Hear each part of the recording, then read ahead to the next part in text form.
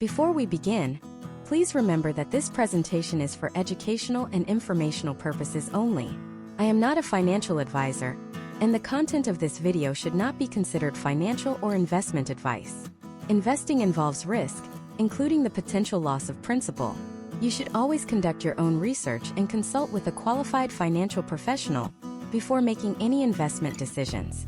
Imagine two friends, Sarah and Mike. They graduate from the same college, get jobs in the same city, and earn almost the exact same salary. They're in their mid-20s, full of ambition, and ready to take on the world. Fast forward 10 years. Mike is still living paycheck to paycheck.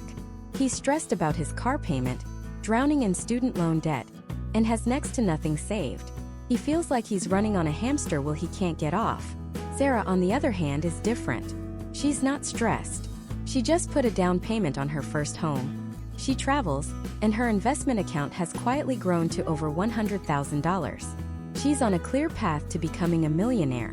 What was the difference? It wasn't a lucky crypto bet. It wasn't a hot stock tip from a friend. She didn't inherit a dime. The difference was a single powerful, and let's be honest, kind of boring financial tool that she started using right out of college. A tool that allowed her to automatically invest in the success of the entire American economy without ever having to check the stock market. That tool is the mutual fund. And in this video, I'm going to pull back the curtain and show you step by step exactly how to use this tool to start building real life-changing wealth. This isn't going to be some dry, boring lecture filled with financial jargon designed to confuse you. This is your masterclass, your beginner's guide to going from zero to confident investor. By the end of this, you will understand what a mutual fund actually is, why it is the single most effective wealth-building machine for the average person in the United States, and you will have the clarity to take your first step. Forget everything you think you know about investing. Forget the images of frantic traders screaming on the floor of the New York Stock Exchange. Forget the idea that you need to be a math genius or have a secret algorithm to succeed. That's a myth. The truth is, building wealth is simpler than you've been led to believe, and it starts with understanding this one core concept. This is the foundation upon which financial freedom is built. So let's start at the very beginning. What on earth is a mutual fund? The biggest mental block most people have about investing is that they think it means picking individual stocks. They think they have to find the next Apple, the next Amazon, the next Tesla before it becomes a household name. This is like trying to find a needle in a global haystack. It's incredibly difficult, it's incredibly risky, and frankly, it's a full-time job. If you pick the wrong company, think Enron, think Blockbuster, think Sears, your entire investment can go to zero. Poof, gone. For most of us, with jobs and families and actual lives to live, stock picking is a losing game. It's a recipe for anxiety and, more often than not, financial loss. A mutual fund is the complete opposite of this. It's the antidote to that risk and complexity. Here's the simplest analogy I can give you. Imagine you want to cook a world-class, healthy gourmet meal for your family every single night. To do that, you'd need to buy hundreds of different ingredients. You'd need the best organic vegetables from one farm, the highest quality meat from a specialty butcher, rare spices from an import shop, and artisanal bread from a local baker. Who has time for that? It's completely overwhelming. Now, what if you could hire a professional chef? A team of experts whose only job all day, every day, is to source the absolute best ingredients from all over the world. They go out, buy everything in bulk, put it all together into one perfectly balanced basket, and deliver it to your door. All you have to do is buy the basket. Inside that one basket, you get a little bit of everything you need. You get the vegetables, the protein, the spices, the grains. You get a complete, diversified meal. That basket is a mutual fund. The professional chef is an investment company like Vanguard, Fidelity, or Charles Schwab. The individual ingredients are the stocks and bonds of hundreds or even thousands of different companies. You have a slice of Apple, a piece of Microsoft, a sliver of Johnson & Johnson, a bit of Coca-Cola, all bundled together. You, the investor, don't have to go out and buy each individual stock. You just buy a single share of the mutual fund, one basket, and you instantly own a tiny piece of all the companies inside it. This simple concept gives mutual funds three incredible superpowers that make them perfect for beginners. Superpower number one is instant diversification. This is a fancy term for a very old idea. Don't put all your eggs in one basket. When you buy a single stock, say in a hot new tech company, all of your money is riding on the success of that one company. If they have a bad quarter, if their CEO says something stupid, if a competitor releases a better product, your investment gets crushed. But when you own a mutual fund, you might own a piece of 500 or even 3,000 different companies. If one of those companies goes completely bankrupt, what happens to your overall investment? Almost nothing. It's a tiny drop in a huge bucket. The success of the other 499 companies cushions the blow. This diversification is the single most important defense against risk. It allows you to participate in the growth of the overall market without being wiped out by the failure of a single company. Superpower number 2 is professional management. Remember our chef? That's the fund manager. These are teams of highly paid analysts and researchers who work around the clock. Their entire job is to analyze companies, study economic trends, and decide which ingredients should be in the basket and which should be taken out. You are essentially outsourcing the hardest part of investing, the research, to a team of dedicated experts. You get to leverage their decades of experience and billion-dollar research budgets for a very small fee, which we'll talk about later. Instead of you spending your weekends trying to read complicated financial reports, you have a professional team doing it for you. And superpower number 3 is accessibility and affordability. This is maybe the most revolutionary part. In the old days, if you wanted to own a piece of a company like Berkshire Hathaway, you might have needed hundreds of thousands of dollars for a single share. To build a diversified portfolio of 50 different stocks, you would have needed a fortune. It was a club for the rich. Mutual funds shattered that barrier. Today, you can buy into a mutual fund that owns all the biggest and best companies in America for as little as $1. Let me repeat that.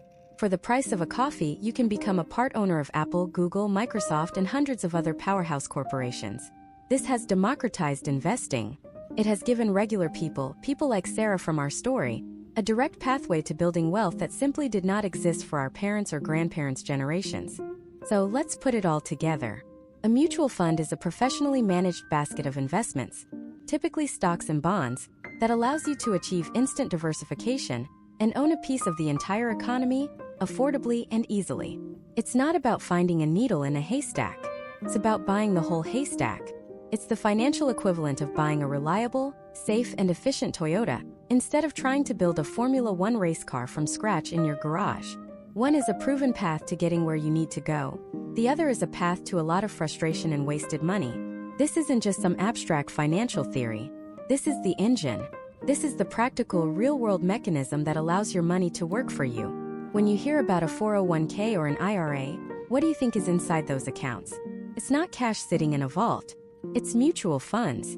This is how millions of Americans are building their retirement nest eggs, saving for their kids' college, and creating financial security. They are using this tool to turn their small, consistent savings into a fortune over time, just like Sarah did. They chose the simple, proven path. Now you know exactly what that path is. But knowing what a mutual fund is only the first step. Because not all funds are created equal. There are thousands of different baskets to choose from. Some are aggressive, some are conservative. Some are cheap, and some have hidden fees that will devour your returns. Picking the wrong type of fund can be just as damaging as not investing at all. It's the difference between driving a Toyota and driving a car with a hole in the gas tank. You're putting fuel in, but most of it is leaking out before you can get anywhere. So the next critical question we have to answer is, which type of fund is right for you? That question is the single most important decision you'll make. And the answer has nothing to do with picking the hottest fund or chasing last year's winners. The answer has everything to do with you.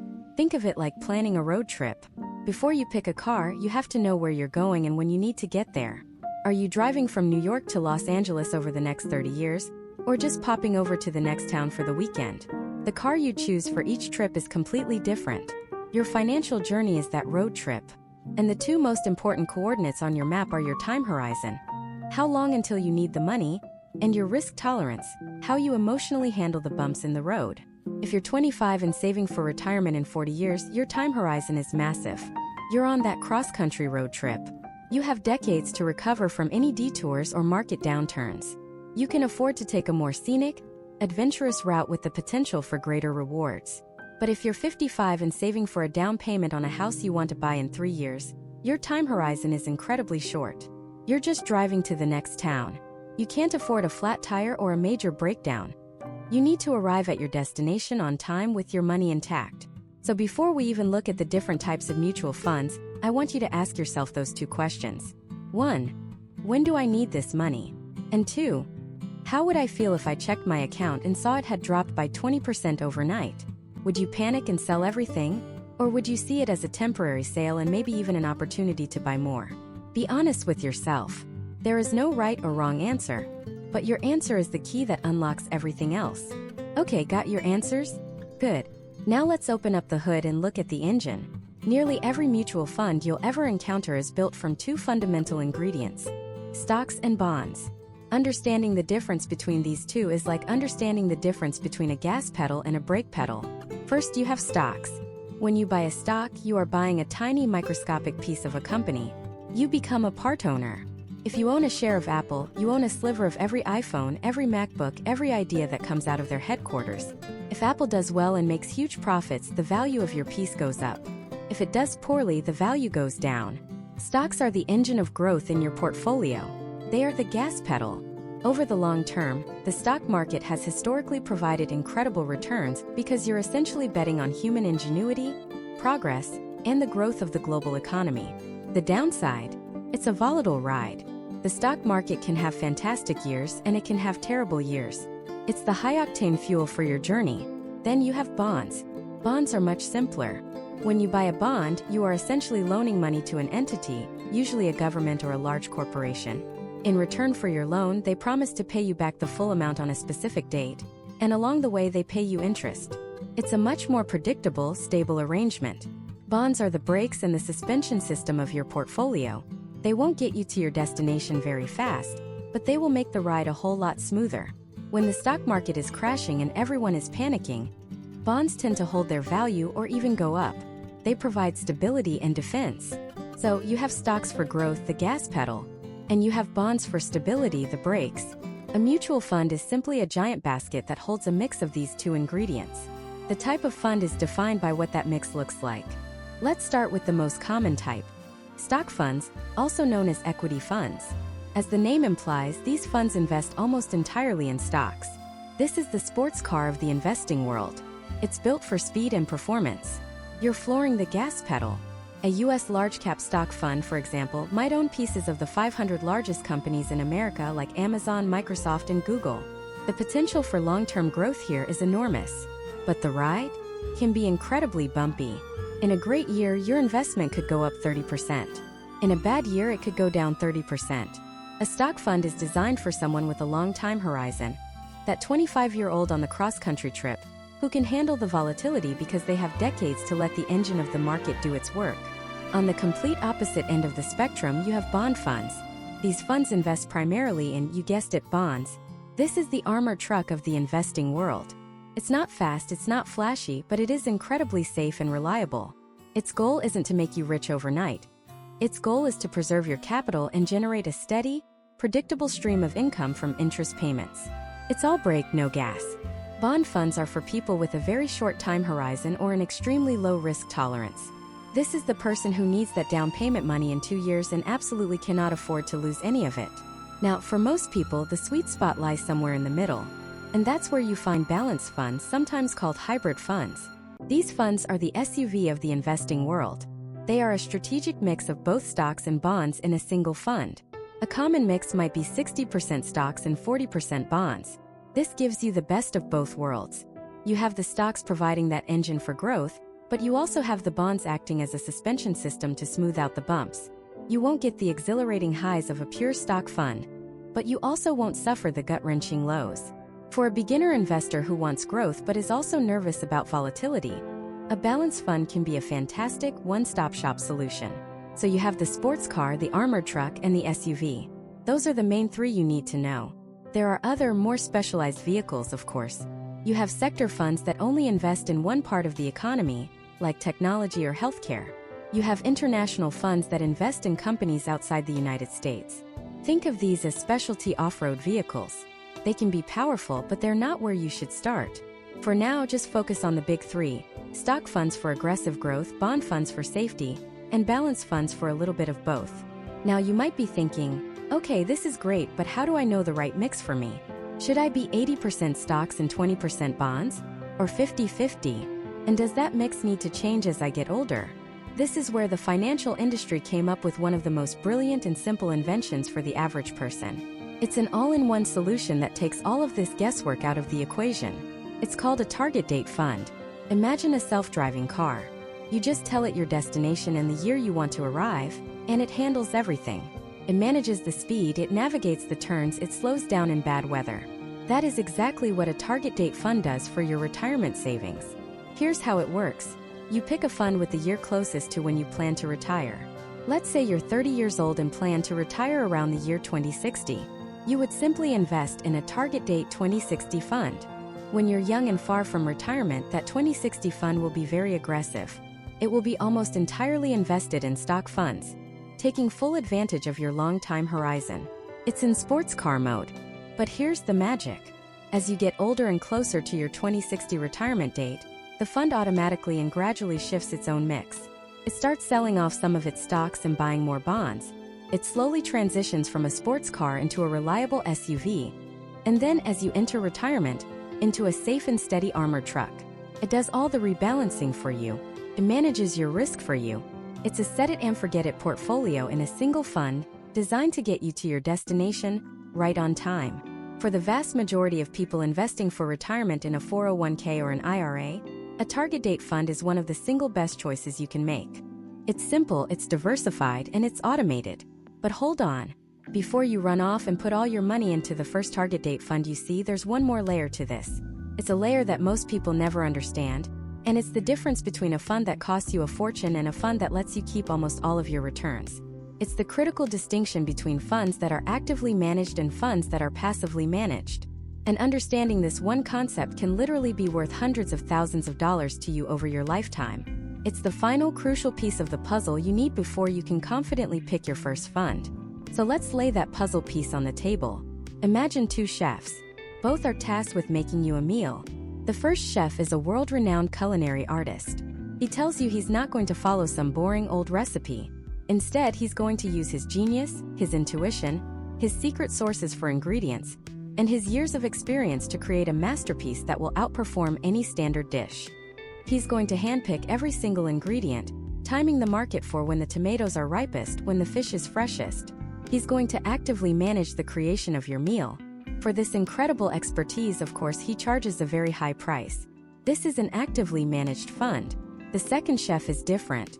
She's a master of execution. She tells you, look, there's a recipe that has been proven for decades to produce a fantastic, nutritious, and reliable meal. It's the collective wisdom of millions of cooks. My job isn't to outsmart that recipe. My job is to replicate it for you perfectly, efficiently, and at the lowest possible cost. She isn't trying to be a genius. She's just following the proven plan. She's passively following the recipe. This is a passively managed fund, most often called an index fund. Now, which meal do you think would be better? The gut reaction for most people is to bet on the genius, the active manager, the guy who promises to beat the market, to use his smarts to get you a better return than everyone else. Financial television, magazine covers, the entire marketing machine of Wall Street is built on celebrating these supposed geniuses. They manage funds with names that sound exciting and exclusive. They have teams of brilliant analysts in expensive suits, poring over spreadsheets and skyscrapers, trying to find the next Apple before it's Apple, or trying to sell the next Enron before it collapses. And for this service, they charge higher fees. These fees are expressed as something called an expense ratio. An actively managed fund might have an expense ratio of, say, 1%. That doesn't sound like a lot, does it? 1%. But hold that thought. The passively managed fund, our second chef, isn't trying to beat the market. It has a much simpler and frankly more humble goal. It just wants to be the market.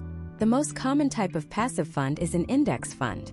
It simply buys and holds all the stocks in a specific market index like the S&P 500, which represents the 500 largest companies in the United States.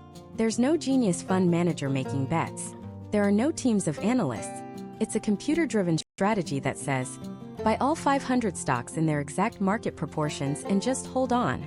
Because this is so much simpler and requires no genius, the fees, the expense ratio, are incredibly low. Instead of 1%, a passive S&P 500 index fund might have an expense ratio of 0.04%. Radically, almost unbelievably cheaper. So here's the billion-dollar question. Does the expensive genius chef actually deliver a better meal? Do the highly paid, actively managed funds actually deliver on their promise to beat the market? The answer is a resounding, statistically undeniable no. This isn't my opinion. This is one of the most rigorously studied topics in all of finance. Standard & Poor's publishes a regular report called the SPIVA report, which stands for S&P Indices versus Active. It's the official scoreboard, and it is a bloodbath. Over the last 15 years, more than 92% of actively managed large-cap funds in the US failed to beat their benchmark, the S&P 500. Let me repeat that because it is the single most important sentence you will hear about investing. Over 92% of the supposed geniuses, the experts you pay extra for, failed to do the one job you hired them to do. They didn't just fail by a little. They failed to even match the performance of the simple, boring, low-cost index fund. You paid a premium price for a gourmet meal, and in 9 out of 10 cases, you got a meal that was worse than the simple, cheap recipe. Why? How is this possible? Are all these managers just bad at their jobs? Not necessarily. The problem is that they're playing a game that is almost impossible to win consistently. The market isn't some dumb, slow-moving beast. The market is the combined intelligence of millions of the smartest investors, analysts, and trading algorithms in the world, all working with incredible technology, all at the same time. Trying to consistently outsmart all of them all the time is like trying to be the smartest person in a stadium full of geniuses. Maybe you get lucky once or twice, but over 10, 20, 30 years, the odds are overwhelmingly against you. And here's the killer. The active fund manager doesn't just have to be smart enough to match the market. They have to be so much smarter that they can beat the market by enough to cover their own high fees and still have something left over for you. They start the race a lap behind. This is where that seemingly tiny 1% fee becomes a monster that devours your returns. It's what legendary investor John Bogle, the founder of Vanguard and the father of index funds, called the tyranny of compounding costs. Let's make this real. Let's say you invest $10,000. You put it in an actively managed fund with that typical 1% expense ratio. Your friend puts her $10,000 in a passive S&P 500 index fund with a 0.04% expense ratio. Let's assume the market returns an average of 8% per year for the next 30 years. Your fund manager has to subtract their 1% fee from that return. So, your money is actually growing at 7% per year. After 30 years, your $10,000 grows to about $76,000. Not bad. But what about your friend? Her fund only subtracts 0.04%. So her money grows at 7.96% per year. That tiny difference in percentage seems trivial, right? Wrong. After 30 years, her $10,000 grows to over $99,000. That is a $23,000 difference. On a single $10,000 investment, you lost over $23,000. That money didn't just vanish. It was silently transferred from your retirement account into the pockets of the fund management company.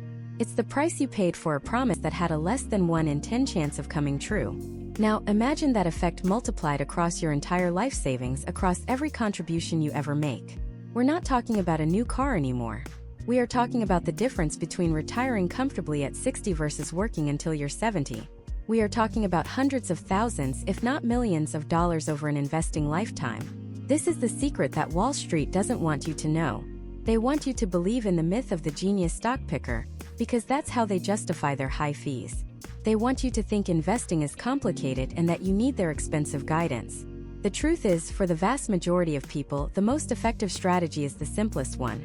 Own a piece of the entire market through a low-cost, passively managed index fund, and let the power of the American economy do the heavy lifting for you. You are accepting the market's average return, and by doing so, you are virtually guaranteed to beat the vast majority of professionals who are trying to be clever. It's a beautiful paradox. By giving up the hunt to beat the market, you end up winning. So, when you're looking at funds, the first and most important filter is to ignore the noise. Ignore the promises of outperformance. Ignore the star fund manager on the cover of a magazine. Go straight to the label and find that expense ratio. Your goal is to get that number as close to zero as humanly possible. Choosing a passive, low-cost index fund over an active, high-cost one is the single biggest decision you can make to ensure your own financial success. You've now cracked the code. You know what a mutual fund is, you know the difference between stocks and bonds, and you now understand the critical wealth-building difference between active and passive management. The fog is clearing, but a new practical question emerges. I'm sold. I want a passively managed, low-cost index fund. But an index of what? You hear about the S&P 500, the Dow Jones, the Nasdaq. You hear about international stocks, emerging markets, and total stock market funds. Which recipe are we supposed to follow? Which index gives you the right ingredients for long-term growth? That's exactly what we're breaking down next. Let's think about this like you're building the world's greatest investment portfolio. But instead of stocks and bonds, we're talking about food. You're at the world's largest food court, and you have to pick your meal for the next 30 years. The most famous, most talked about restaurant in this food court is the S&P 500 Steakhouse. This is the place Warren Buffett tells all his friends to go. When you invest in an S&P 500 index fund, you are buying a meal from this steakhouse. What's on the menu? Simple. You get a small piece of the 500 largest, most profitable, most dominant companies in the United States. You get a bite of Apple, a slice of Microsoft, a piece of Amazon, a sliver of Google. It's a powerhouse meal. For decades, this has been the go-to recipe for success. It's reliable, it's proven, and it represents about 80% of the entire US stock market's value. You can't really go wrong choosing the S&P 500. It's like ordering the New York Strip at a famous steakhouse. It's going to be good. But then right next door you see another restaurant. It's called the Total US Market Buffet. The sign out front says, "Why have 500 items when you can have over 3,500? When you invest in a total stock market index fund, you're not just buying the 500 biggest companies. You're buying a small piece of everything. You get the big steaks like Apple and Microsoft, sure. But you also get the medium-sized rotisserie chickens, the solid, growing companies that aren't giants yet. And you get thousands of small shrimp cocktails, the small, innovative startups and businesses that could one day become the next big thing. So now you're standing there faced with a choice. The legendary steakhouse or the massive buffet. The S&P 500 or the total stock market. This is one of the biggest debates in the investing world, and people have very strong opinions. But let me tell you a secret. If you look at a chart comparing the performance of the S&P 500 and the total stock market over the last few decades, you need a magnifying glass to see the difference. They move in almost perfect lockstep. Why? Because the S&P 500 companies are so massive, they make up about 80% of the total stock market fund anyway. The other 3,000 smaller companies only make up the remaining 20%. So the big guys are still driving most of the returns. So, does it even matter which one you choose? Yes, for one simple philosophical reason. Jack Bogle, the man who invented the index fund, had a famous saying, "Don't look for the needle in the haystack. Just buy the whole haystack." The S&P 500 is like buying 80% of the haystack. It's a massive, wonderful chunk of the haystack, but it's not the whole thing. The total stock market fund is the whole haystack. It is the purest form of diversification across the entire United States economy. You own the giants, the medium players, and the tiny upstarts. You're not trying to guess if large companies will do better than small companies this decade. You're just saying, I want to own a piece of the entire American economy, whatever it does. For that reason, for the beginner who wants the simplest, most diversified set it and forget it option, the total US stock market index fund is arguably the slightly better choice. It perfectly captures the spirit of not picking winners, but simply buying the whole field. Okay, so you've decided. You're going with the buffet. You're going to own a piece of every public company in America. You feel good. You feel diversified. But then you look across the food court and you see something else. It's not a single restaurant. It's a massive, sprawling international food festival. There are stalls for Japan, Germany, Switzerland, the UK, France, Australia. There are exciting spicy food trucks for emerging markets like Brazil, India, Taiwan, and South Korea. And you're suddenly hit with a realization. Your plate is filled with amazing American food, but it's only American food. You have zero exposure to the rest of the world. This is a classic investing trap called home country bias. We live in the US, we hear about the US market every day on the news, so we tend to invest only in US companies. But here's the thing. The United States, while being the biggest economy, only makes up about 60% of the world's total stock market value. That means if you are only invested in a US fund, you are completely ignoring 40% of the world's investment opportunities. You're ignoring world-class companies like Toyota from Japan, Samsung from South Korea, LVMH from France, and Nestle from Switzerland. Why does this matter? Because the US market isn't always the best performing market in the world. There are entire decades where international stocks outperform US stocks. From 2000 to 2009, for example, the S&P 500 was basically flat. It returned almost nothing for an entire decade, a period often called the lost decade. Meanwhile, international stocks, particularly in emerging markets, soared. If you had all your money in the US, you made nothing. If you had a healthy allocation to international funds, you still did pretty well. By owning both US and international funds, you smooth out your ride. When the US is having a bad year, maybe the rest of the world is having a good year, and vice versa. It's the ultimate form of diversification. You're not just betting on one country's economy, even if it is the biggest. You are betting on global human ingenuity and growth. So the modern gold standard recipe for a beginner's portfolio isn't just one fund. It's two. It's a simple combination of a US total stock market index fund and an international total stock market index fund. This gives you a piece of nearly every public company in the world, all in just two funds. Now the final question. You know you want the American buffet and a plate from the International Food Festival. But how much of each should you put on your plate? What's the right mix? Financial experts have debated this for years, but a common and very sensible starting point is to mirror the global market itself. As we said, the US makes up about 60% of the world market, and international makes up about 40%. So, a 60-40 split is a fantastic, globally diversified starting point. For every $100 you invest, $60 goes into your US total market fund, and $40 goes into your international total market fund. Some people prefer to have a little more home country bias, so they might do 70-30ths or 80-20ths. The exact percentage isn't as important as the act of owning both.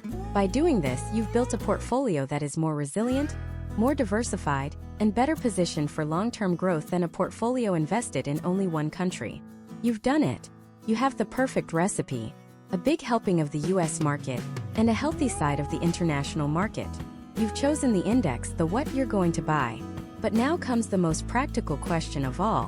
Which specific mutual fund do you actually buy? You go to Vanguard's website and you see VTSAX. You go to Fidelity and you see FSKAX.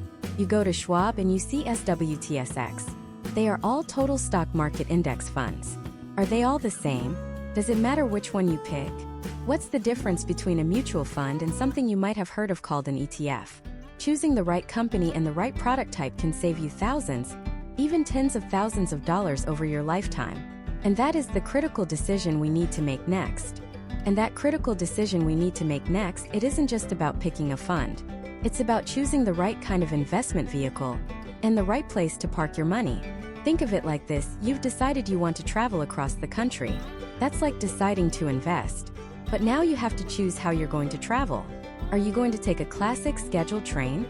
Or are you going to drive a brand new high-tech electric car that you can control yourself? Both will get you to your destination, but the experience, the cost, and the flexibility are worlds apart. The train is our traditional mutual fund.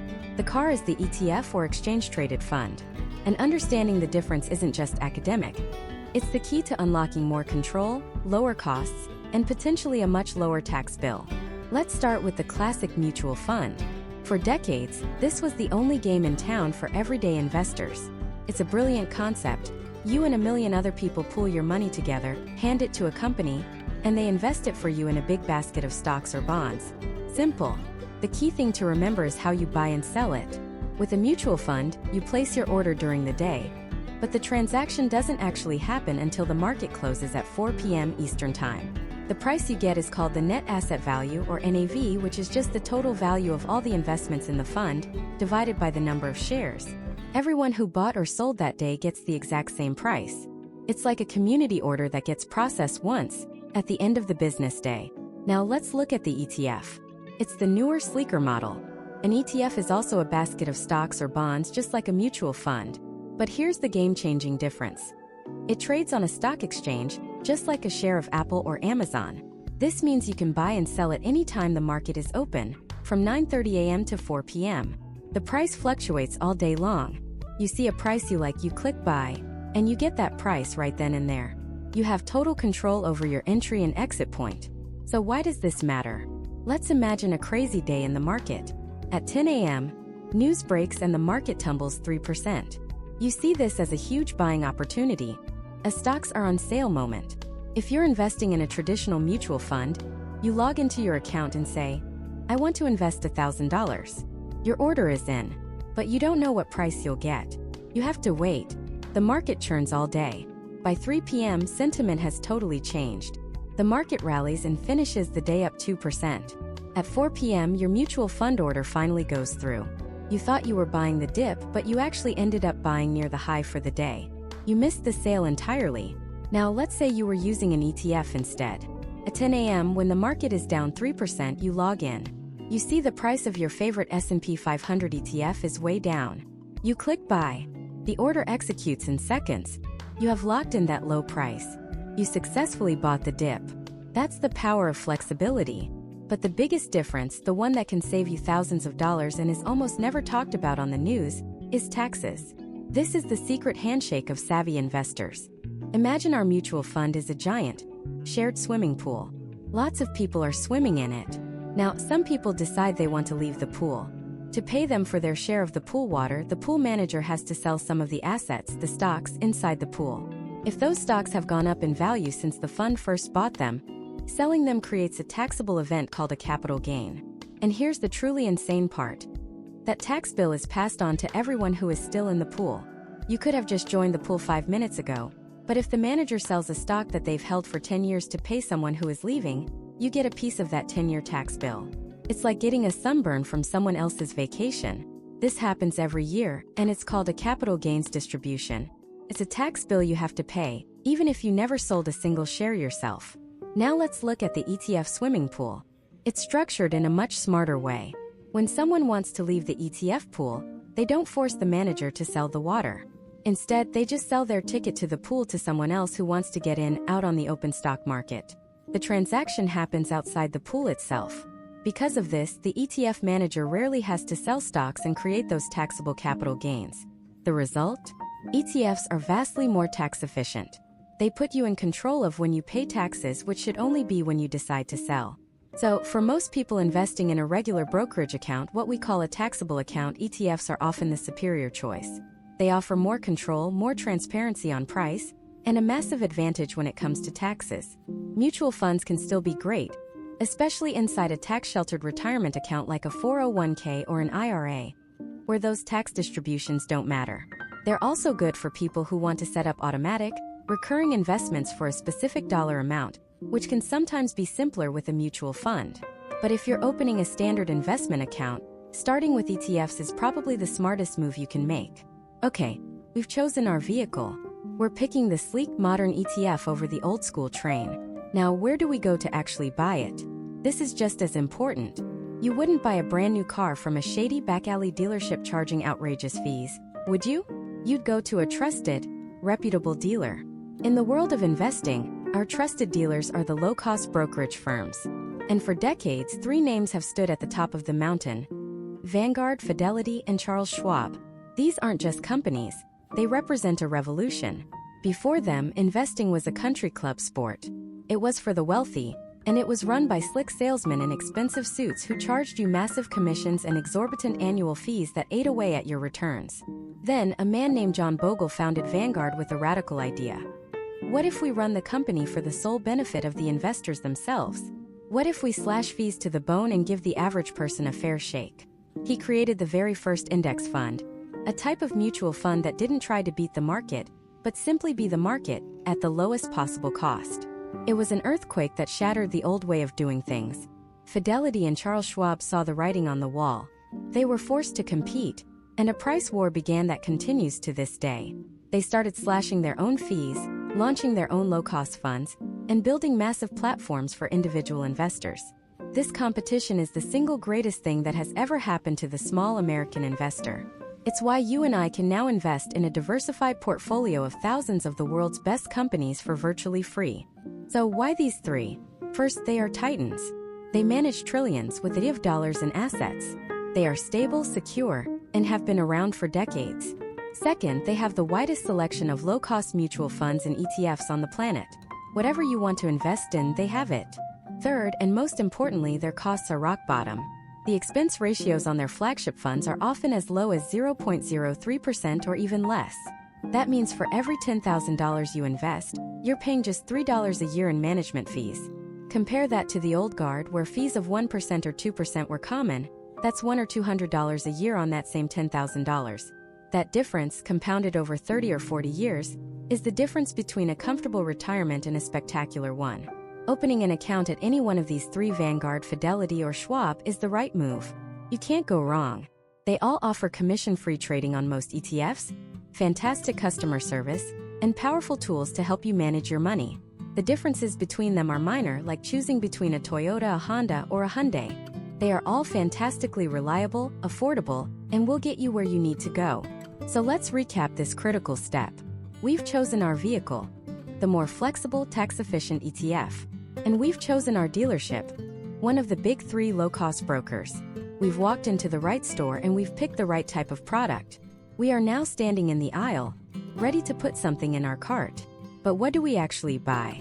What specific ETF do we choose out of the thousands available? Do we buy the whole US stock market? The whole world? What about tech stocks? What about bonds? This is the final crucial question. It's about what's actually inside the box. And answering it requires us to understand the single most powerful investing concept ever created, the one John Bogle built his entire revolution on. We need to talk about index funds.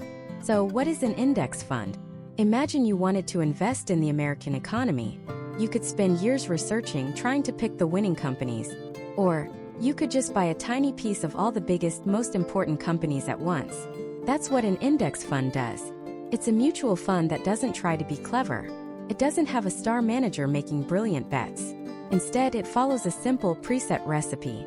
And that recipe is called an index. An index is just a list. That's it. A list of stocks or bonds that represents a specific slice of the market. The most famous one in the world is the S&P 500, the Standard & Poor's 500. It's simply a list of the 500 largest and most influential public companies in the United States. Think Apple, Microsoft, Amazon, Google, Johnson & Johnson. It's a who's who of American business. An S&P 500 index fund is a mutual fund whose only job, its entire reason for being, is to buy and hold all 500 of those companies in the exact same proportions as they are on the list. If Apple makes up 7% of the S&P 500 index, the fund holds 7% of its money in Apple stock. If a company gets kicked off the list and a new one is added, the fund automatically sells the old one and buys the new one. No thinking, no debate, no genius required. Just copies the list. This simple act of copying, of being passive, created the single biggest war in the history of finance. A war that still rages today. It's the war between active management and passive management. And understanding this war is the key to protecting your financial future. On one side, you have traditional, actively managed mutual funds. This is the Wall Street you see in movies. A brilliant, high-paid fund manager, maybe with a team of razor-sharp analysts working day and night. They're digging through financial reports, interviewing CEOs, and traveling the world to find hidden gems. They are the stock pickers, the fortune tellers. They believe they can outsmart everyone else. Their goal isn't just to match the market's performance. It's to beat the market, to find the needle in the haystack. And for this supposed expertise, they charge you a premium. Higher fees, higher expenses. You're paying for the genius. On the other side, you have the index fund, the passive approach. This is John Bogle's revolution. The index fund manager says, you know what? Finding that needle is really hard. It's probably impossible to do it consistently year after year. And the search is incredibly expensive. So instead of looking for the needle, we're just going to buy the whole haystack. By buying the S&P 500 index fund, you are guaranteed to get the exact return of those 500 companies minus a tiny fee. You will never beat the market. But, and this is the critical part, you will never lose to the market either. You become the market. For decades, the active managers laughed. You want to settle for average? They scoffed. We can give you so much more. And on the surface, it makes sense. Why would you settle for the average return when you could pay an expert to get you a better than average return? There are two reasons. And these two reasons are so powerful, so irrefutable, that they have completely upended the investing world and saved everyday investors like you and me trillions of dollars. The first reason is the brutal, unforgiving tyranny of cost. Warren Buffett once called high fees a cancer that eats away at performance. Imagine two identical race cars are about to start a 500-mile race. They are the same in every single way, same engine, same driver, same fuel. But there's one difference. Car A has a small 1-pound parachute attached to its back. Car B has nothing. At the start of the race, you can barely tell the difference. But mile after mile, that tiny bit of drag, that constant relentless pull adds up. By the end of the race, Car B will be miles ahead. High fees are that parachute on your retirement portfolio. The average actively managed stock fund in the US charges an expense ratio of around 0.8% to 1% per year. The average index fund? Around 0.05%. That difference looks tiny. 1%. What's the big deal? It's a massive deal. Let's say you invest $10,000 and it grows at 8% per year for 40 years. With a low-cost index fund charging 0.05%, your $10,000 would grow to over $210,000. Now let's run the same scenario but with a 1% fee. That 1% parachute, your final amount? Just under $145,000. That seemingly tiny 1% fee vaporized over $65,000 of your money. It ate nearly a third of your potential wealth. The active manager has to be a genius not just to beat the market, but to beat the market by enough to cover their own hefty fees year after year. And that brings us to the second, even more devastating reason why the haystack always wins. They can't do it. The geniuses aren't geniuses. Or rather, there are so few of them that the odds of you picking one in advance are practically zero. This isn't an opinion. This is a statistical fact proven over and over again. There's a famous report called the Spiver Report, S&P Indices versus Active. Every year, it measures the performance of active fund managers against their benchmark index, which is the very thing they're paid to beat. The results are shocking. Over the last 15 years, more than 92% of all U.S. large-cap active fund managers failed to beat the S&P 500. Let me say that again. Over 9 out of 10 professionals, the supposed experts with all the resources and brainpower in the world, did worse than a simple, dumb, automated index fund that just bought the haystack. And that's before taxes. After taxes, the numbers are even worse. Why? Is it because they're all bad at their jobs? No, it's because the market is just that efficient. There are millions of smart people trying to find an edge. All known information about a company, its earnings, its products, its management, is almost instantly baked into its stock price. To consistently beat the market, a manager has to know something that millions of other smart people don't. And they have to be right, not just once but over and over again. Sure, some managers will have a great year. They'll get lucky. They'll be on the cover of magazines. This is the paradox of expertise. If you have 10,000 people flip a coin 10 times, statistics say a handful of them will get 10 heads in a row. Are they brilliant coin flippers? Or were they just on the right side of random chance? The data overwhelmingly shows that a fund manager who beats the market one year has no greater chance of beating it the next year. Past performance is not an indicator of future results. This is the secret that Wall Street doesn't want you to know. They built an entire empire on the myth of the star stock picker, charging you a fortune for a service that a simple cheap computer algorithm can do better, more reliably, and for a fraction of the cost. The index fund is the great equalizer. It's a radical statement of humility. It admits that we don't know which companies will be the winners of tomorrow. It admits we can't predict the future. So instead of betting on a single stock or a single manager's supposed genius, we make a different bet. We bet on the entire American economy. We bet that over the long run, human ingenuity, innovation, and the desire for progress will drive our best companies forward. By owning the haystack, you capture the full, unadulterated return of that collective progress. You are harnessing the power of capitalism itself, not trying to outsmart it. So now we know. The what inside the mutual fund box should, for most of us, be a low-cost index fund. But that just leads to the next, equally important question. If buying the haystack is the answer, which haystack do you buy? As there isn't just one. There's the S&P 500 haystack of large U.S. companies. But there's also a haystack for small U.S. companies, and another for international companies in developed countries, and yet another for companies in emerging markets. How do you choose? How do you combine these different haystacks to build a truly diversified, resilient portfolio? That question is the single biggest hurdle that trips up new investors. You're standing in front of a massive buffet of financial options, and the paralysis is real. Do you pile your plate with everything? Do you just pick one thing and hope for the best?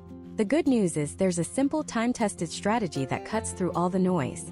It's called asset allocation. That sounds like a complicated Wall Street term, but I want you to think about it like building a balanced meal on your plate. You wouldn't just eat a giant pile of steak, right? You need some vegetables, maybe some potatoes. Each part serves a different purpose for your body. Your investment portfolio is exactly the same. You don't want to put all your money into one single type of investment, even if it's a diversified index fund of US stocks. That's still just one food group. So let's build our plate. The first and biggest part of our meal, the main course, is going to be a US total stock market index fund. This is our protein. This is the engine of our growth. Why the total market and not just the S&P 500? Because the S&P 500, while great, only covers the 500 largest companies. A total market fund includes those 500 plus thousands of medium and small-sized companies. It's like getting the whole haystack, not just the biggest part of it. This gives you even broader diversification within the US economy, capturing the growth of the next potential Amazon or Google, while it's still small. This will and should make up the largest portion of your stock holdings. But a plate with only American steak on it is incomplete. The US economy is huge, but it's still only about half of the world's total stock market value. To ignore the other half is like deciding to only ever eat food grown in your own state. You'd be missing out on a world of flavor and opportunity. This is where our first side dish comes in. An international total stock market index fund. This fund invests in thousands of companies outside the United States, in places like Japan, Germany, the UK, Switzerland, Australia, and also in emerging markets like China, India, and Brazil. Why is this so crucial? Because global economies don't always move in lockstep. There have been entire decades where international stocks have outperformed US stocks. By owning both, you ensure that no matter which part of the world is doing well, a piece of your portfolio is benefiting. It's a powerful way to smooth out your ride. You're not just betting on one country's success. You're betting on global human ingenuity and economic growth. So now our plate has the main course of US stocks and a healthy side of international stocks. We've covered the entire world of companies. We're done, right? Not quite. Right now our plate is all about growth. It's all steak and potatoes. But what happens when the stock market has a really bad day, a bad month, or a bad year? What happens during a recession or a market crash? Both of our main holdings, the US and international funds, are likely to go down at the same time. This is where we need our vegetables. The boring but incredibly important part of the meal that provides stability and defense. This is the role of a US total bond market index fund. Bonds are the unsung heroes of a portfolio. They are essentially loans you make to governments and corporations. In return for your loan, they pay you interest. They are generally much safer and less volatile than stocks. Think of them as the anchor for your portfolio. When a storm hits the stock market and everything is being tossed around, your bonds are the steadying force that keeps the ship from capsizing. During market crashes, investors often flee from stocks and rush into the safety of bonds, which can cause bond prices to go up while stock prices are plummeting. This cushion is not just good for your portfolio's value. It's good for your sanity. It's what prevents you from panic selling everything at the worst possible moment. So there you have it. That's the entire recipe. A US stock fund, an international stock fund, and a bond fund. That's it. This incredibly simple yet powerful combination is famously known as the three-fund portfolio. It was championed by John Bogle, the founder of Vanguard, and it gives a regular investor like you or me access to thousands of companies and bonds across the entire globe, all with just 3 mutual funds. It is, for the vast majority of people, all you will ever need to build substantial long-term wealth. But this brings us back to the original question. How much of each? How do you decide the proportions on your plate? This depends almost entirely on one thing: your time horizon. How long until you need the money? The key principle is this: the longer your time horizon, the more risk you can afford to take, and the more you should have in stocks. The shorter your time horizon, the less risk you should take, and the more you should have in the safety of bonds. A simple rule of thumb to get you started is the 110 minus your age rule. Take the number 110, subtract your age, and that's the percentage of your portfolio that should be in stocks. The rest goes into bonds. Let's make this real. Say you're 25 years old. 110 minus 25 is 85. So, you'd put 85% of your money into stocks and the remaining 15% into bonds. You have decades until retirement, so you can afford the ups and downs of the stock market for higher potential growth. Now what if you're 40 years old? 110 minus 40 is 70. You'd aim for 70% in stocks and 30% in bonds. You're getting closer to retirement, so you dial back the risk a little and add more of that bond stability. And if you're 55, 110 minus 55 is 55. You'd have 55% in stocks and 45% in bonds. You're much closer to needing this money, so protecting your capital becomes just as important as growing it. Okay, so we have our stock and bond percentages. Let's take that 25-year-old with an 85% stock allocation. How do they split that 85% between the US fund and the international fund? A common and well-regarded approach is to mimic the global market weight. Right now, that's roughly 60% US and 40% international. So, you'd take your 85% stock allocation and put 60% of it in the US fund and 40% in the international fund.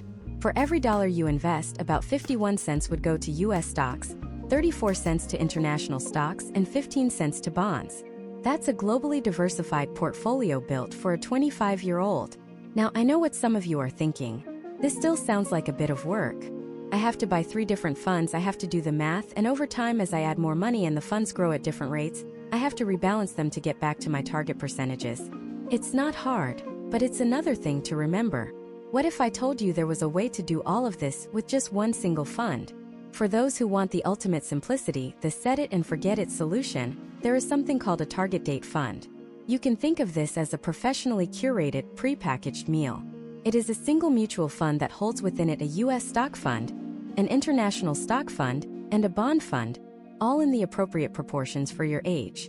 They are named with a year in the title, like the Target Date 2060 Fund or the Target Date 2045 Fund. You simply pick the fund with the year closest to when you plan to retire.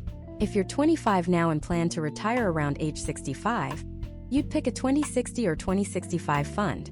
If you're 45, you might pick a 2045 fund. Here's the magic. The fund manager does everything for you.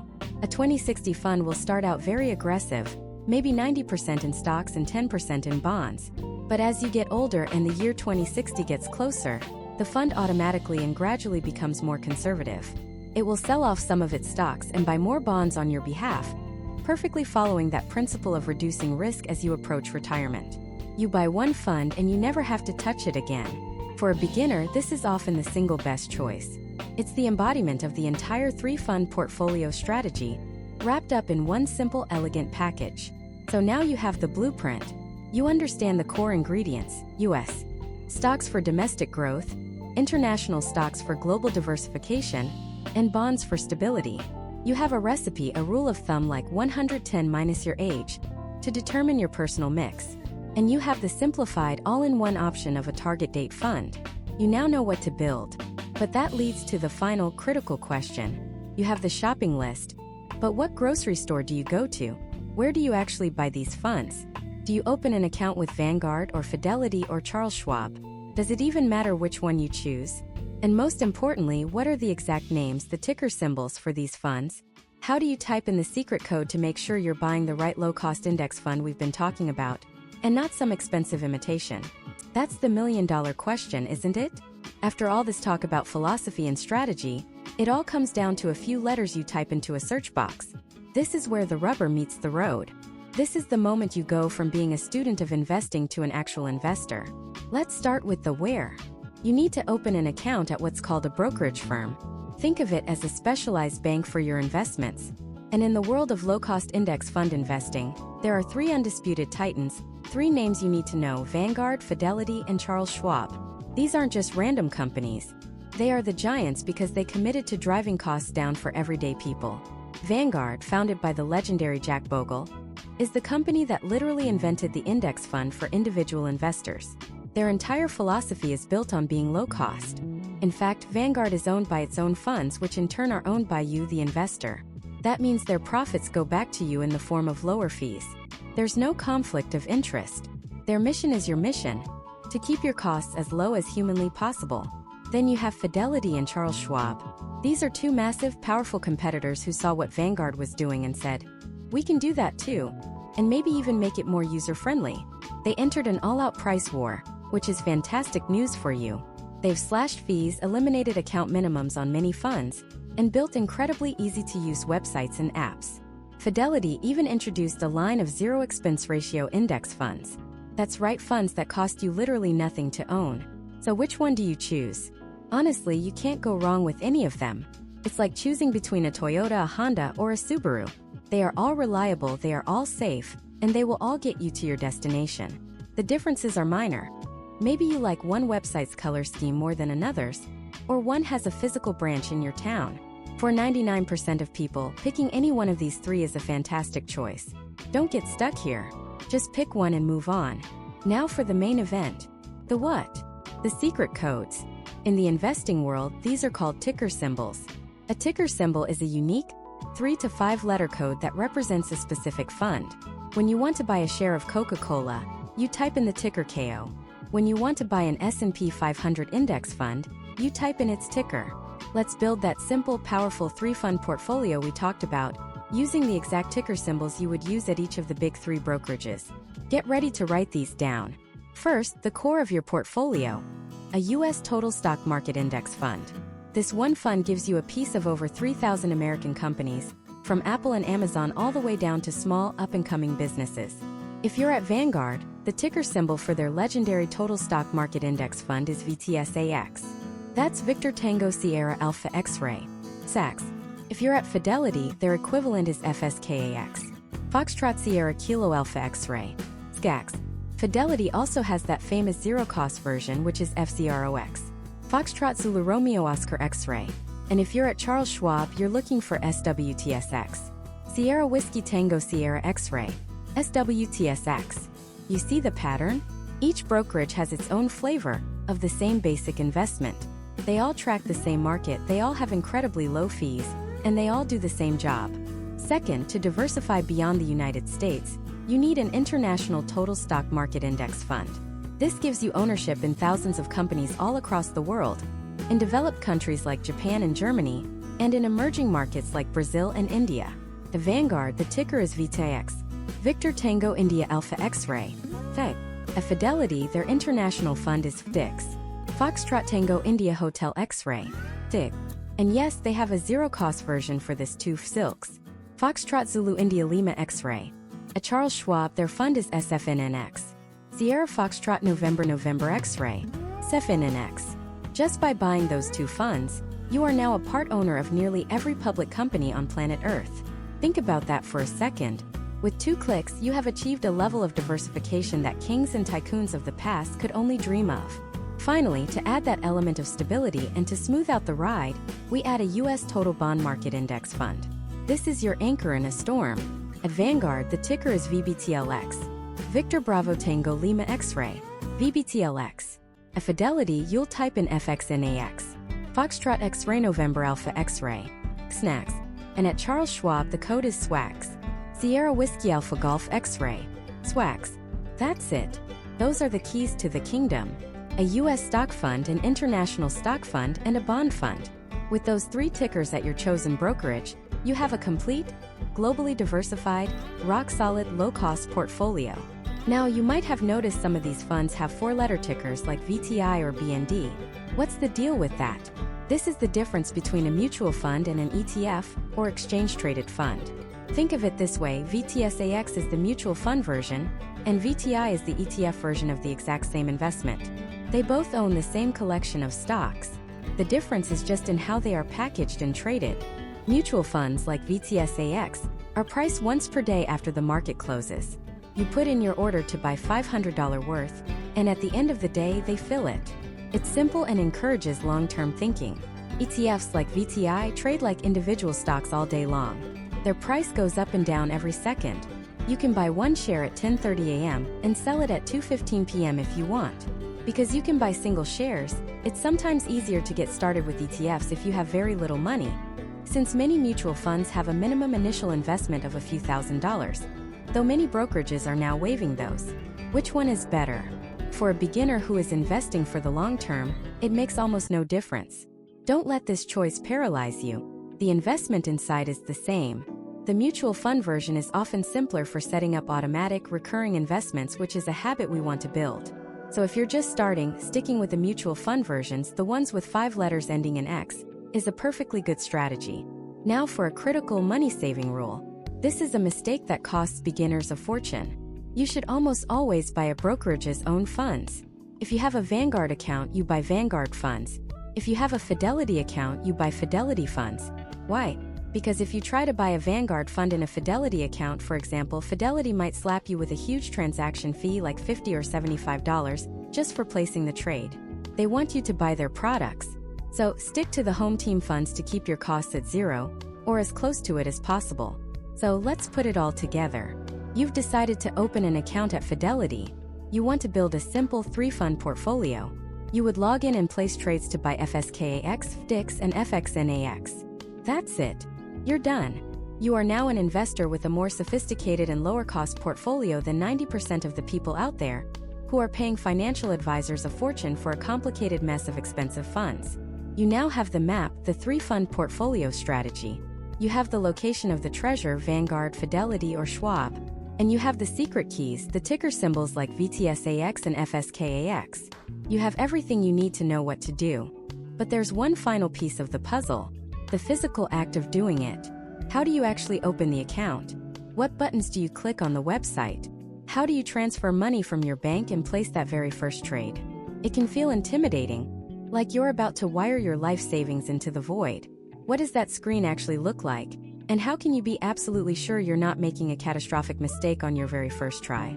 Let's pull back the curtain on that screen, because it's not a void, it's a control panel. This is the moment you go from being a passenger in your financial life to the pilot. And like any good pilot, your first flight involves a pre-flight checklist. The screen you're looking at is often called a trade ticket or an order form. And it's much simpler than it looks. Think of it less like launching a rocket and more like ordering a pizza online. You're just telling the system exactly what you want. The very first box, and the most important one, will ask for the symbol or ticker. This is the unique code for the mutual fund you chose. It's usually 5 letters long and often ends in X. For our S&P 500 index fund example, it might be something like VFIAX or FXAIX. This is the one thing you want to triple check. Typing in the wrong symbol is like putting the wrong address into your GPS. You'll end up somewhere, but it won't be where you want it to go. So copy it, paste it, and read it back to yourself. Make sure it matches the fund you spent all that time researching. Next, you'll see an option for action. This is straightforward. You want to buy. The other options, like sell or sell short, are for another day far in the future. Today we are accumulators. We are builders. We are buying. Now comes the fun part. Quantity. This is where you tell the system how much you want to invest. And here lies one of the most beautiful, beginner-friendly features of mutual funds. Unlike stocks, where you often have to buy whole shares, mutual funds let you invest in dollar amounts.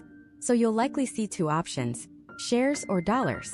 For your first time, and frankly for most of the time, just select dollars. This is a game changer. You don't need to do any complicated math trying to figure out how many shares you can afford with the money you have. You just say, I want to invest $100, or I want to invest $500. You type in the amount you decided on, and the system does the rest, buying you the exact fractional number of shares that your money gets you. It's clean, it's simple, it's precise. Then you'll come to a box that can cause a lot of confusion. Order type. You'll see a drop-down menu with a bunch of confusing options like market, limit, stop loss. Take a deep breath. For buying a mutual fund, this is incredibly simple. You want to select market. That's it.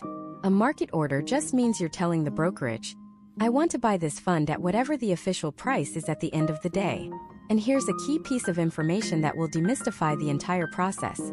Mutual funds don't trade like stocks. Their price doesn't bounce around every second of the day. Instead, all the buy and sell orders for the entire day are collected. And at the end of the trading day, after the stock market closes, the fund company calculates the fund's final, official price for that day. This is called the net asset value, or NAV. Everyone who bought or sold that day gets that same price. So by choosing a market order, you're simply getting in line to buy at that day's closing price. The other order types, like limit orders, are for trying to time the market with stocks that are changing price every second. We're not day traders, we're long-term investors. We're buying a piece of the entire market, and we're happy to get today's fair closing price. So just select market and move on. That's basically it. Ticker symbol, action to buy, and the dollar amount. Before you hit the final button, nearly every brokerage will present you with a review order, or confirm trade screen. This is your final pre-flight check. This is your safety net. Don't rush past it. Read every single line item carefully. Does it show the right ticker symbol? The one you triple-checked? Good. Does it show the action as buy? Perfect. Does it show the correct dollar amount you want to invest? Excellent. It will also show you an estimated cost. This will be your investment amount plus any potential transaction fees.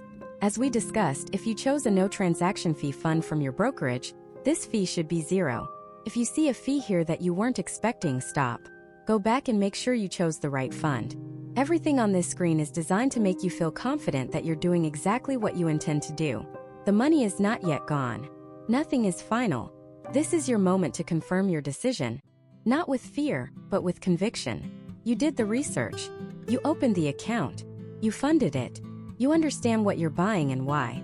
You are in control. And then you click the button. Place order. Submit. Confirm trade. And for a second, nothing happens. There are no fireworks, no slot machine noises. It's quiet. The screen might just say order received.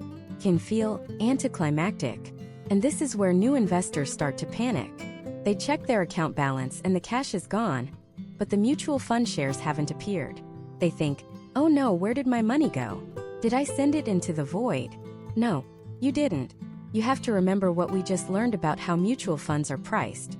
Your order is now in a queue, waiting for the market to close at 4 p.m. Eastern Time. After the close, the fund managers will calculate the final net asset value for the day. Your order will then be executed at that price. This whole process is called trade settlement. It doesn't happen instantly. You'll typically see the shares appear in your account the next business day, listed as a specific number of shares of the fund you bought. So when you click that button, you can walk away from the computer. Go make dinner. Go for a walk. You've done your part. The complex machinery of the financial world is now quietly and efficiently working in the background on your behalf.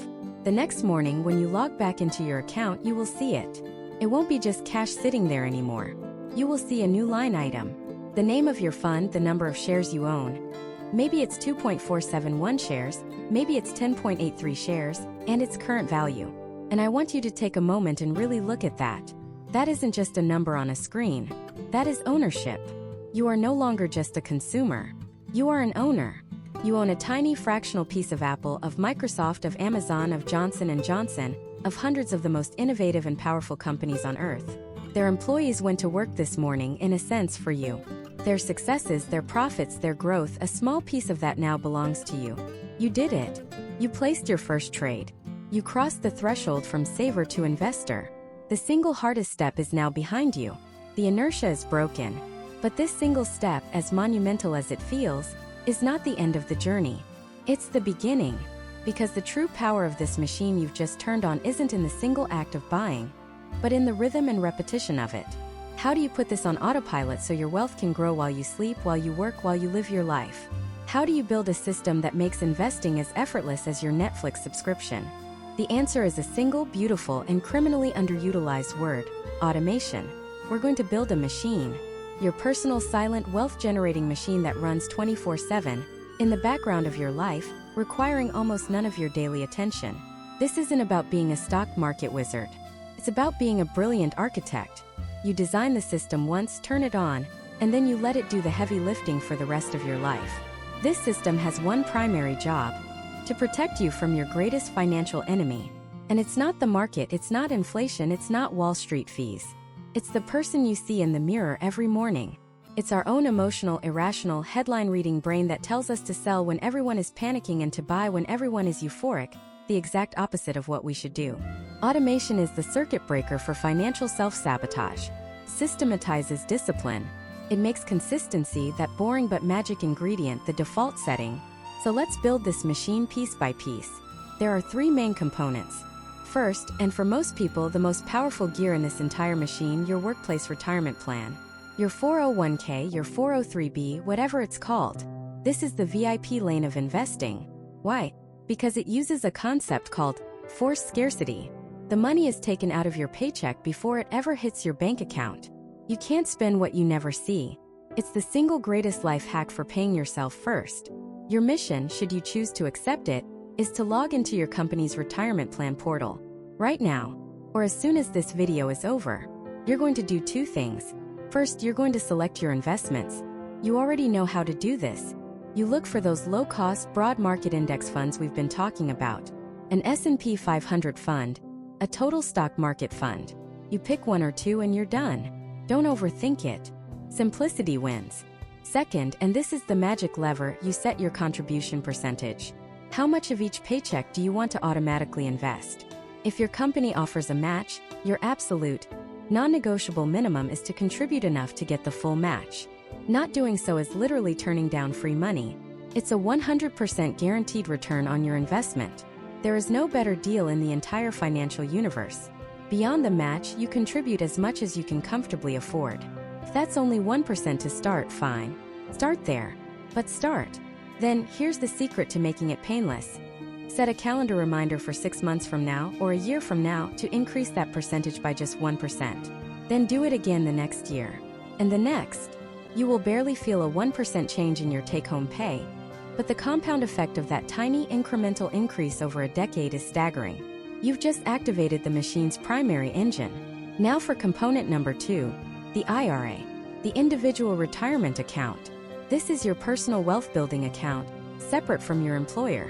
Whether you choose a Roth or a traditional IRA, the automation principle is the same. This part of the machine requires a little more deliberate action because the money does hit your checking account first. So, you go to your chosen brokerage, Vanguard, Fidelity, Schwab, whichever, and you open your IRA. Then you find the setting for automatic transfers or recurring investments. You are going to set up a monthly or bi-weekly transfer from your checking account directly into your IRA. Could be $50.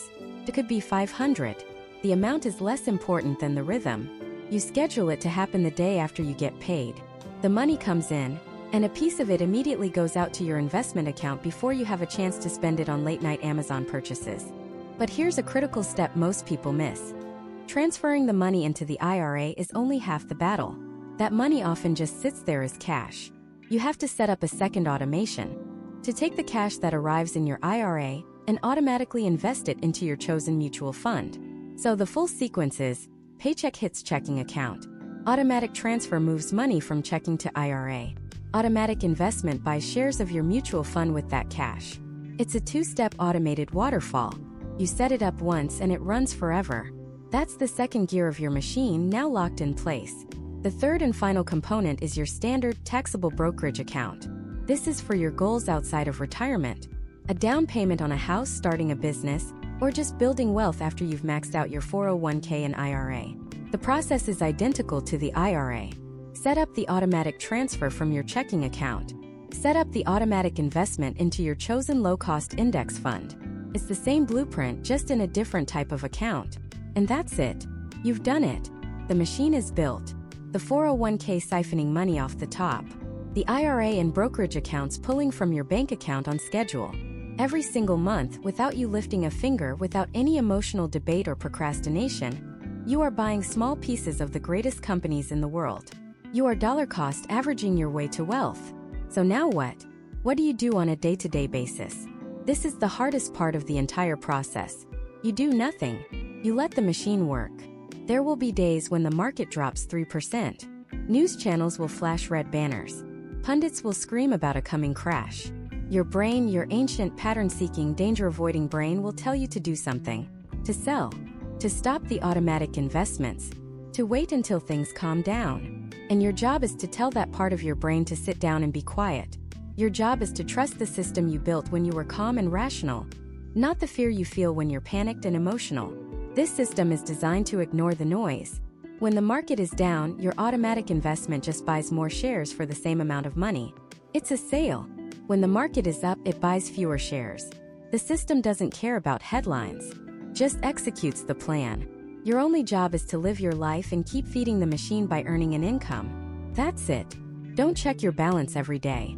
It's like weighing yourself every hour when you're on a diet. It's meaningless noise that will drive you crazy. Check it once a quarter or once a year just to make sure the automatic transfers are still working. This whole journey, this entire series, wasn't just about mutual funds. It was never just about expense ratios or asset allocation. It's about buying the single most valuable and finite resource you will ever have: your time. Every dollar your automated system invests is a soldier sent out to fight for your future freedom. The freedom to walk away from a job that crushes your soul. The freedom to take a year off to travel the world. The freedom from the gnawing background anxiety about money that plagues so many people. The freedom to say yes to opportunities and no to obligations. Wealth isn't about a fancy car or a big house. That's just stuff. True wealth is the ability to wake up in the morning and say, I can do whatever I want today. What you've learned here isn't just a financial strategy. It's a philosophy for a better life. It's about playing the long game in a world obsessed with short-term gratification. It's about recognizing that small, consistent actions, repeated over a long period of time, lead to unbelievable results. This is true for investing, it's true for your career, your health, your relationships. The journey of 1,000 miles begins with a single step. Your step today is not to perfectly re-engineer your entire financial life by midnight. It's to take one action. Log into your 401k and increase your contribution by 1%. Open an IRA even if you only fund it with $25. Set up that first tiny automatic transfer. Because the best time to plant a tree was 20 years ago. The second best time is right now. You have the knowledge. You have the tools. You have the plan. Now go build your machine and start living your life.